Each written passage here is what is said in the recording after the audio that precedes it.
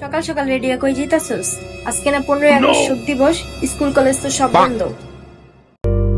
আম্মু, ভুলে যাও সেই পুরনো ইতিহাস। 100 বছরের পুরনো রক্তের প্রাণ এখন আর বাঙালির নাকে বেজে ওঠে না।